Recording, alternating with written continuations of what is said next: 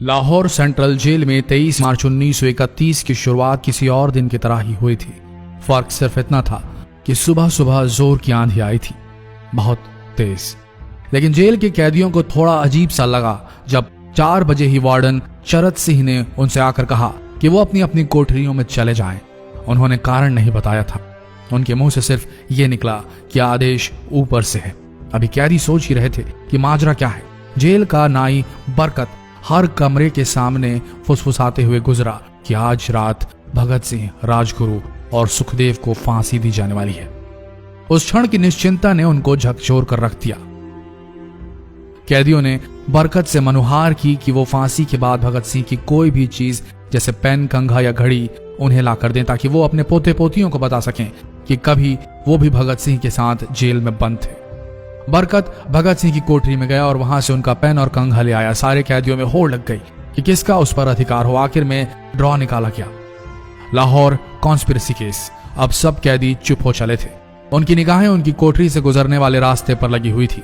भगत सिंह उनके साथ फांसी पर लटकाए जाने के लिए उसी रास्ते से गुजरने वाले थे।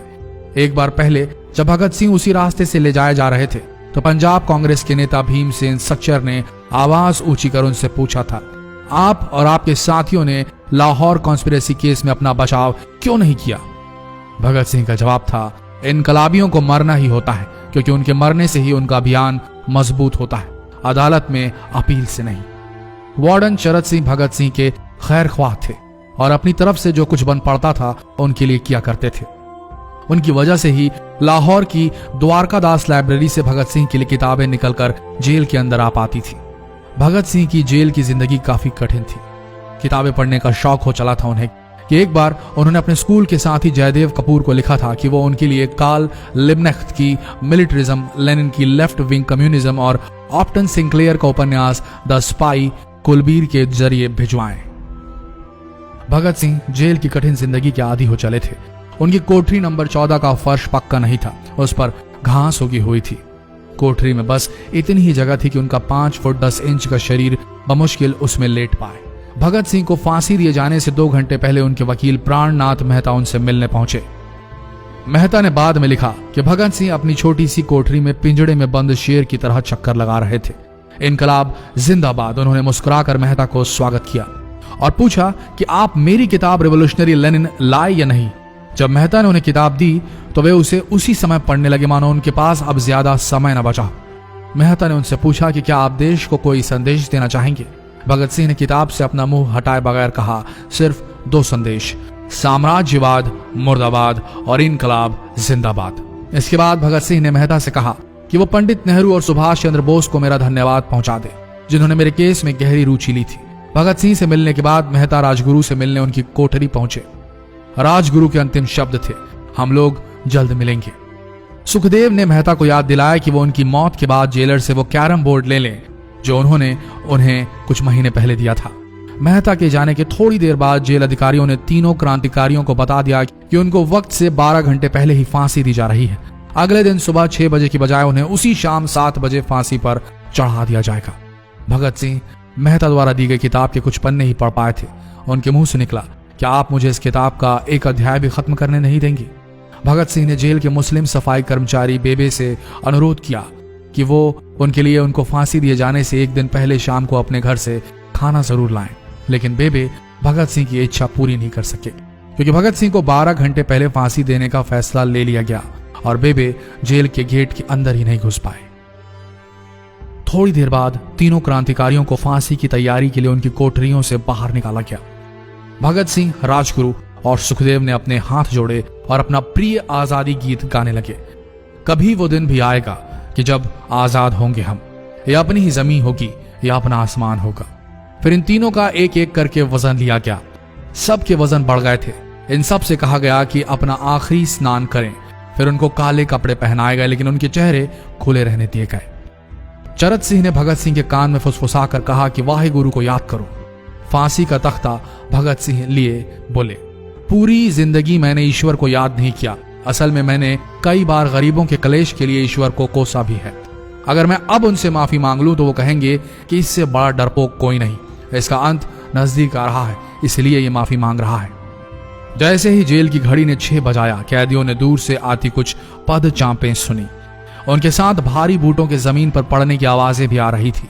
साथ में एक गाने का भी दबा स्वर सुनाई दे रहा था, सरफरोशी की तमन्ना अब हमारे दिल में है। सभी को अचानक जोर जोर से इनकलाब जिंदाबाद और हिंदुस्तान आजाद हो के नारे सुनाई देने लगे।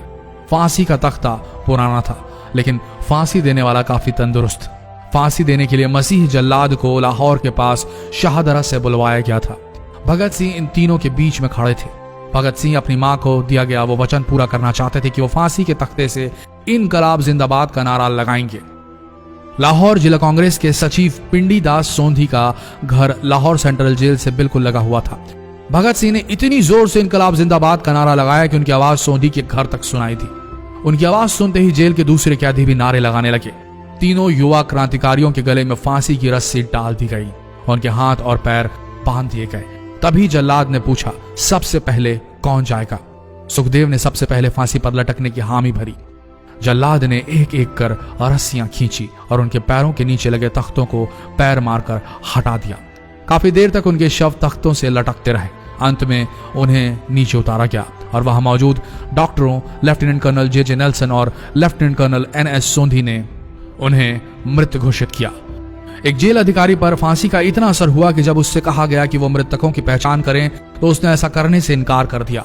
उसे उसी जगह पर निलंबित कर दिया गया अंग्रेजों द्वारा। एक जूनियर अफसर ने यह काम अंजाम दिया। पहले योजना थी कि इन सब का अंतिम संस्कार जेल के अंदर ही किया जाएगा, लेकिन फिर यह विचार त्यागना पड़ा जब अधिकारियों को आभास हुआ कि जेल से धुआं उठते देख बाहर खड़ी भीड़ जेल पर हमला कर सकती है। इसलिए जेल की पिछली दीवार तोड़ी गई। उसी रास्ते से ट्रक जेल के अंदर लाया गया और उस पर बहुत अपमानजनक तरीके से उन शवों को एक सामान की तरह लाद दिया गया। पहले तय हुआ था कि उनका अंतिम संस्कार रावी के तट पर किया जाएगा, लेकिन रावी में पानी बहुत ही कम था, इसलिए सतलज के किनारे शवों को जलाने का फैसला लिया गया। उनके पार्थिव शरीर को फिरोजपुर के पास सतलज के किनारे लाया गया। तब तक रात के 10 बज चुके थे। इस बीच उप पुलिस अधीक्षक कसूर सुदर्शन सिंह कसूर गांव से एक पुजारी जगदीश अचरज को बुला लाए। अभी उनमें आग लगाई ही गई थी कि लोगों को इसके बारे में पता चल गया। जैसे ही ब्रितानी सैनिकों ने लोगों को अपनी तरफ आते देखा, वो शवों को वहीं छोड़कर अपने वाहनों की तरफ भागे। सारी रात गांव के लोगों ने उन शवों के चारों ओर पहरा दिया। अगले दिन दोपहर के आसपास जिला मजिस्ट्रेट की दस्तखत के साथ लाहौर के कई इलाकों में नोटिस चिपकाया गया, जिसमें बताया गया कि भगत सिंह, सुखदेव और राजगुरु का सतलज के किनारे हिंदू सिख रीति से अंतिम संस्कार कर दिया गया है। तो ये थे भगत सिंह की जिंदगी के वो 12 आखिरी घंटे। आशा करते हैं इस वीडियो में सुनाई गई ये कहानी आज युवा पीढ़ी के दिलों में मर चुके देशभक्ति को जगाने में कामयाब होंगे। जितना हो सके इस संदेश को पूरे देश में पहुंचाएं।